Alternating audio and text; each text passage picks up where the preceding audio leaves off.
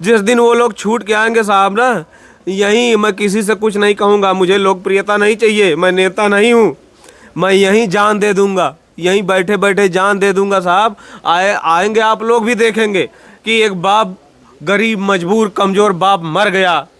शर्म करना चाहिए यहाँ जौनपुर के डीएम एसडीएम को और यहाँ के नेता लोगों को, इसलिए शर्म करना चाहिए क्योंकि 1 महीना 10 दिन हो गया। जब आप प्रेजेंट में प्रधान बने तो उस टाइम क्या आप कोई कार्रवाई उस पर चाहते तो पेड़ पौधा लगवा सकते थे। मान लीजिए 2 लोग का विवाद चल रहा था, ठीक है, आपका काम ये था या तो कोई स्थल बनवा देते या तो नल जल का कोई काम करवा देते, उसके बाद आप कोई भी काम करवा सकते थे क्योंकि आप उस ग्राम सभा का मालिक हैं, उस बंजर जमीन का मालिक आप हैं। तो आपने ऐसा कभी किए कि नहीं किए, ये बताइए।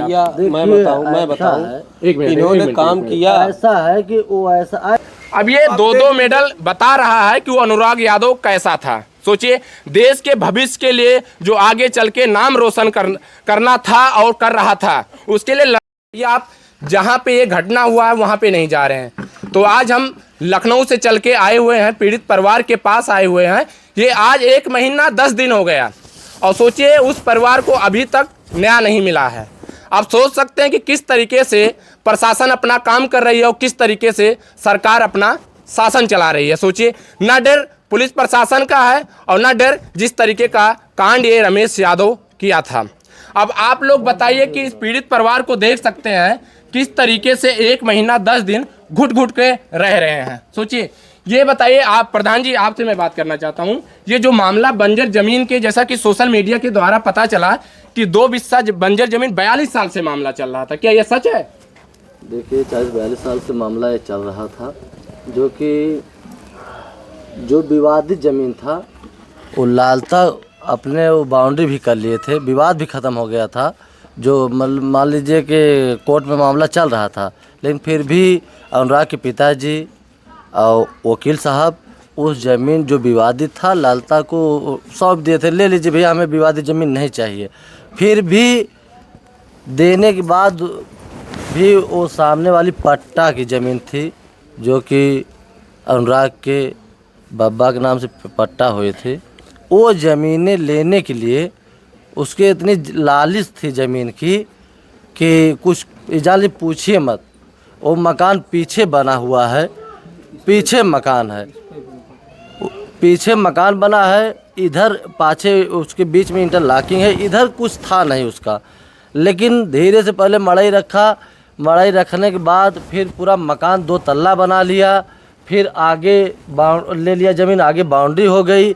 फिर देखिए ये जो कच्चा मकान है बना हुआ है, ये रामजीत का है, ये मकान छाने नहीं दिया, कह रहा था कि इसको भी हमें चाहिए और इसको भी हम छाने नहीं देंगे, जो कि इनका मतलब इनके पिताजी, इनके बब्बा का हाथ के बना हुआ है, पर्सनल था इनका, लेकिन उस पर भी छाने नहीं दिया। इतना तांडव किया था जब से रिटायर होके आया था कि जाने हमारे मोहल्ले में सबको रहना दुश्वार कर दिया था। सोचिए, हमारे साथ मौजूद हैं अनुराग यादव के पिताजी। हालांकि 1 महीना 10 दिन से सवाल का जवाब देते देते थक चुके हैं, अभी तक न्याय नहीं मिला। तो आज मैं इनसे सवाल कम करूंगा, प्रधान जी से ज़्यादा करूंगा, और मैं आपसे सवाल कड़वे करूंगा, नेताओं की तरह मीठी मीठी सवाल नहीं करूंगा। ये 2 बिस्सा का ज़मीन का जो मामला सोशल मीडिया पे वायरल हुआ, तो ये 2 बिस्सा जो यहाँ का मुखिया प्रधान जी आप हैं, ठीक है, तो यहाँ ग्राम सभा का जो नाला रोड जितने भी बंजर जमीन सब आपके जिम्मे आता है, प्रधान का मुखिया कर सकता है। तो जब आप प्रेजेंट में प्रधान बने तो उस टाइम क्या आप कोई कार्रवाई उस पर चाहते तो पेड़ पौधा लगवा सकते थे। मान लीजिए 2 लोग का विवाद चल रहा था, ठीक है, आपका काम ये था या तो कोई स्थल बनवा देते या तो नल जल का कोई काम करवा देते, उसके बाद आप कोई भी काम करवा सकते थे क्योंकि आप उस ग्राम सभा का मालिक हैं, उस बंजर जमीन का मालिक आप हैं। तो आपने ऐसा कभी किए कि नहीं किए, ये बताइए। मैं बताऊं इन्होंने काम किया। ऐसा है कि वो ऐसा किस्म का आदमी था, किसी का बात नहीं मान रहा था। अच्छा, जो कि एक वही बाउंड्री हम कराए हैं, इन लोगों का विवाद चल रहा था लालते से बंसू से, जी, उसमें हमारे ही खिलाफ जाके वो मुकदमा कर दिया था। अच्छा, वो ऐसा किस्म का आदमी था, चूँकि यहाँ का पूरा अथवा मालूम नहीं था उसको, वो रह रहा था कोयलारी। जब से यहाँ आया तो न किसी से बात कर रहा था, न किसी से, सबको मारो काटो लगाया था, सब परेशान थे। किसी की बात नहीं मान रहा था, जो कि हम लोग बहुत मेहनत भी किए। जब ये पाछे वाली ज़मीन उसको नहीं मान रहा था, दे दिया गया, भाई ले लो अपना, जो कब्जा करो या बनवाओ, कुछ भी करो, जो विवादित था। फिर भी समझाने के बाद भी वो समझा नहीं।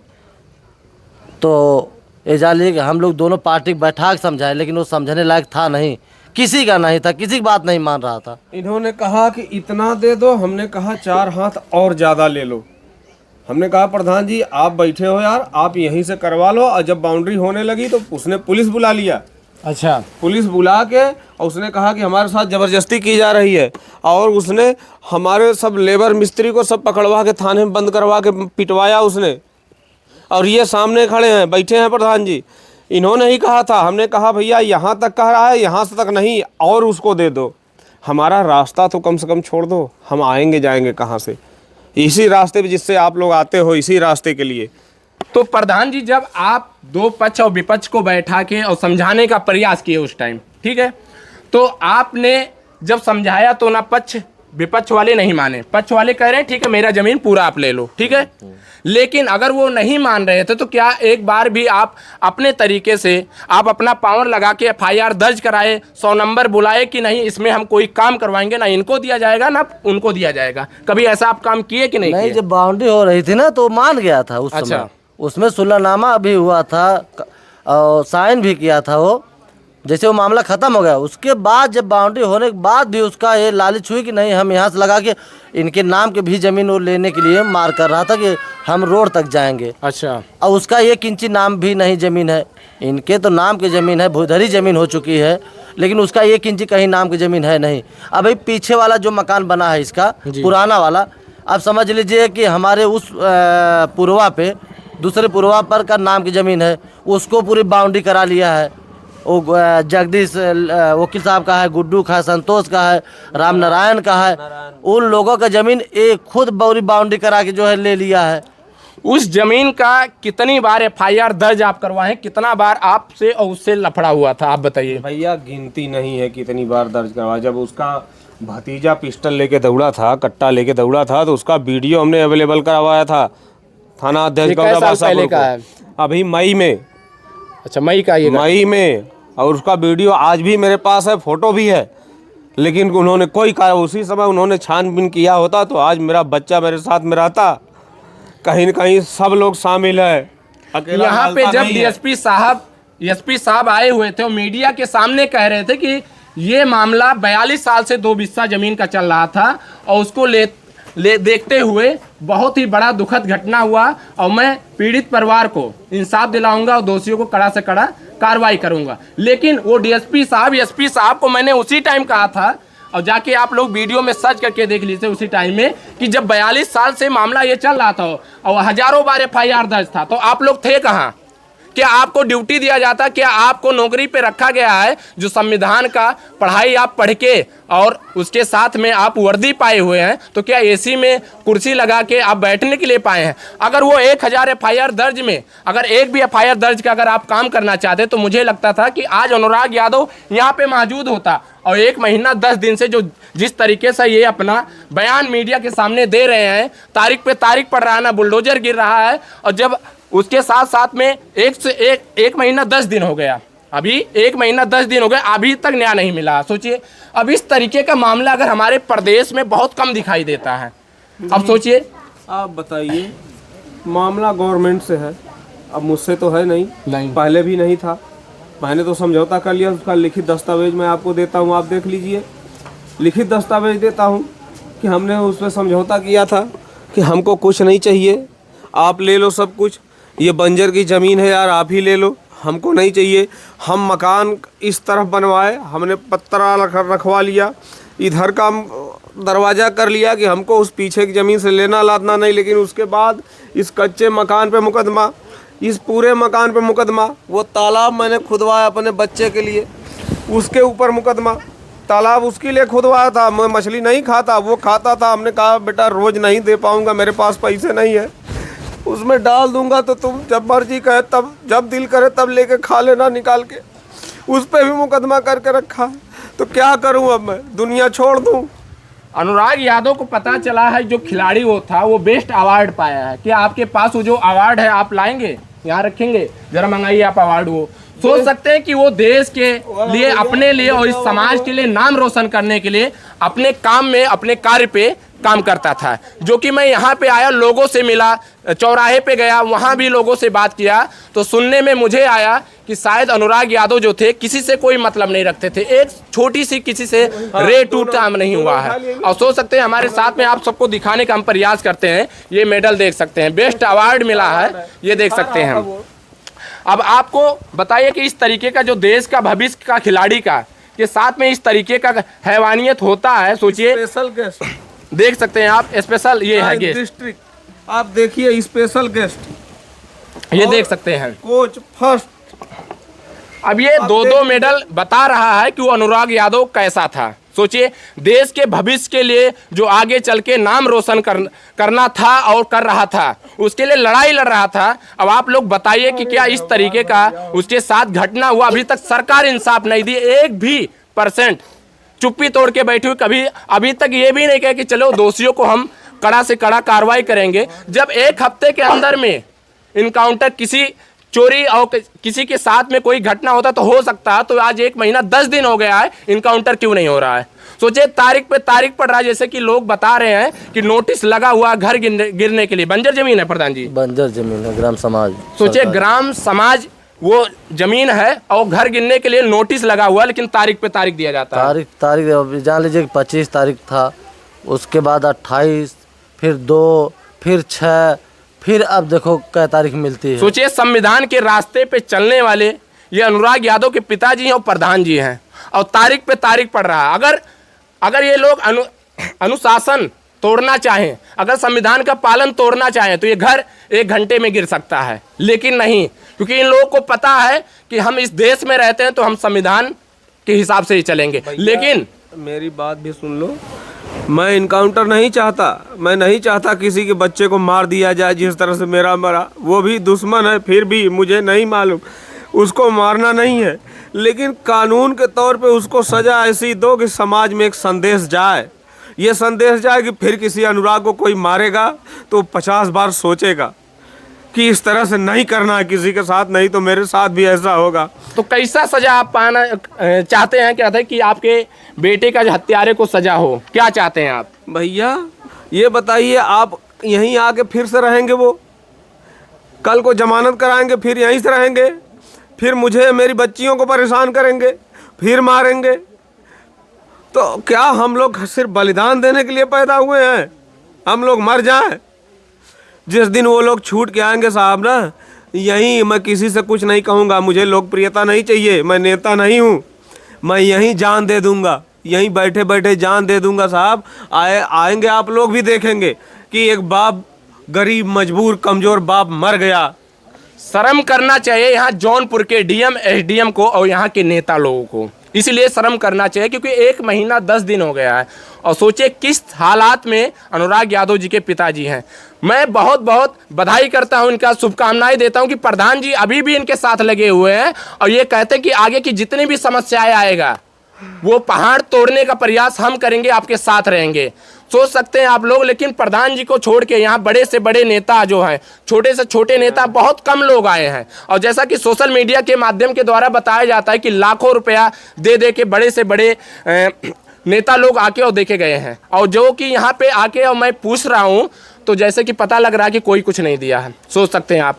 तो ऐसे सोशल मीडिया पे जो लोग खबर अफवाह फैलाते हैं। भैया सांसद जी आए थे, धनंजय सिंह जी, अच्छा, उन्होंने 1 लाख रुपए का चेक दिया है। अच्छा, लेकिन बहुत सारे लोग कहते हैं कि खेसारी आए 25 लाख दे दिए, फलाना आए 50 लाख दे दिए, बैंक उनका हाँफ रहा है। अरे भैया ये सब क्यों फैला रहे हैं? सोचिए, इस तरीके का अफवाह फैलाना क्या सच है? किसी के साथ में अगर अच्छाई ना कर सको तो बुरा भी नहीं करना चाहिए। अरे थोड़ा सा टीआरपी कमा लेंगे, व्यूज बढ़ जाएगा, लेकिन इससे क्या होगा? एक पीड़ित परिवार को न्याय मिल जाएगा। खेसारी लाल यादव को पता है कि नहीं पता है कि जौनपुर में घटना हुआ नहीं हुआ है, और वो तो आके 2 लाख रुपया देके चले गए। 25 बोलते हैं भैया, 25 लाख, 25 लाख बोलते हैं। अब सोच सकते हैं कि 25 लाख रुपए की बात किया जाता है। शर्म करना चाहिए ऐसे से पत्रकार और मीडिया और जो सोशल मीडिया पे यूट्यूबर लोग हैं कि बताइए इस तरीके का आप बेफिजूल की बात करेंगे, वीडियो बनाएंगे, आप काट काट के वीडियो और अपनी बातें रख के आप सोशल मीडिया पे आप टीआरपी कमा लेंगे, लेकिन पीड़ित परिवार को न्याय नहीं मिलेगा। मैं बहुत ज़्यादा टाइम नहीं लूँगा क्योंकि हमारे साथ और भी पत्रकार लोग हैं, वो अपनी अपनी राय रखेंगे, सवालें करेंगे इस सरकार से।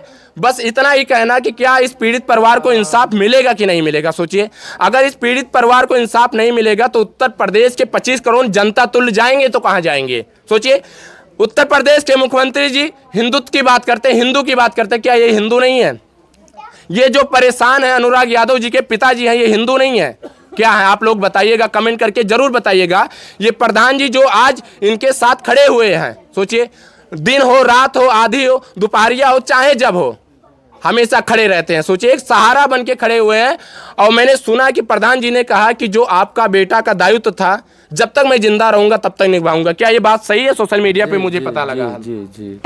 ऐसे प्रधान लोग बहुत कम मिलते हैं, लेकिन हम बस उत्तर प्रदेश के मुख्यमंत्री जी से, चाहे वो पक्ष के हो चाहे विपक्ष के हो, चाहे देश के प्रधानमंत्री राहुल गांधी जी हो, चाहे देश के प्रधानमंत्री वर्तमान में नरेंद्र मोदी जी हैं, मैं उनसे कहना चाहता हूं कि क्या इस पीड़ित परिवार को न्याय मिलेगा कि नहीं मिलेगा। कब तक आप लोग तारीख पे तारीख देते रहेंगे और कब तक मीडिया के सामने ये अपना दुख गाते रहेंगे? कब तक? सोचिए आप लोग, 1 महीना 10 दिन हो गया है और कब तक जाना चाहिए? ये तारीख पे तारीख पड़ रहा है। क्या उसके पास पैसे? और सुनने में आ रहा है कि उसके पास काफ़ी ज़्यादा तलवारें मिले हैं, पिस्टल मिले हैं। क्या ये सच है? सही बात है। 4 तलवारें, 2 पिस्टलें। तो ये तो देशद्रोह निकल रहा है फिर इसका मतलब, जब इसके पास इतना सामान था। और उसके बाद में मच्छरदानी में लपेट के गड़ासी रखी हुई थी। एसआई साहब आए थे रात में हमसे मिलने, शायद डीएम साहब ने या कप्तान साहब ने भेजा था कि जाओ रामजीत से मिल के मुझसे बात करा देना। तो छोटे छोटे बच्चे खेलने गए थे उधर, तो उन्होंने देखा कि मच्छरदानी है तो उन्होंने शायद खींच लिया। तो हमने उनसे कहा, एसआई साहब से, दरोगा साहब से, कि साहब जाके देख लो, बच्चे हैं छोटे छोटे, यही लिवा के जाएंगे, मैं उधर जाता नहीं, आप जाके देखो वहाँ रखा हुआ है, फिर कोई उठा के अगर लेके जाएगा तो फिर किसी अनुराग की कोई गर्दन काट देगा। वो गए और सब बरामद करके लेके गए हैं। हमने कहा हमें कहानियाँ बनानी नहीं आती, आप जाओ देख लो और लेके चले जाओ साहब, किसी को दिखाना मत, बताना मत। मैं कुछ नहीं बोला, दे दिया। वो लेके गए यहाँ से। छोटे छोटे बच्चे, इतने बड़े बड़े बच्चे जो खड़े हैं, ऐसे ऐसे बच्चे जाके देख के आए थे कि वहाँ पे रखा हुआ है, वहाँ पे रखा हुआ है। पीछे जो भूसा वाला उसका घर है उसमें रखा था, उसके बाद भी गड़ासी निकली थी। सोच सकते हैं कि सोचे उसके पास इतनी ज़्यादा तलवार, बंदूक लेके, सब कुछ गड़ासा लेके था। अब सोच सकते हैं कि सरकार और सरकार के साथ में जो यहाँ के पुलिस प्रशासन है साथ दे रही है, ऐसे देशद्रोह को साथ दे रही है। सोचिए, जो 17 साल एज के ताइक्वांडो खिलाड़ी को हत्या किया गया और उसका साथ दिया जा रहा है। सोचिए, एक पीड़ित परिवार को न्याय नहीं मिलेगा। सोचिए, यही उत्तर प्रदेश का है। यही एक समय था कि उत्तर प्रदेश में हम आप लोग गर्व करते थे कि हम उत्तर प्रदेश में हैं। आज तो हम आप लोग सोचते हैं कि दुर्भाग्य है कि हम आप लोग उत्तर प्रदेश में रहते हैं। इसलिए रहते हैं क्योंकि सरकार सिर्फ अपनी कुर्सी पाने के लिए, अपनी सरकार चलाने के लिए सिर्फ लोगों को जान की बलि करवाती है। आज अगर चाह ले, पुलिस प्रशासन चाह ले, या अगर सरकार चाह ले, तो 2 मिनट नहीं लगेगा, उसको फांसी भी दिया जा सकता है और ये घर भी गिर सकता है।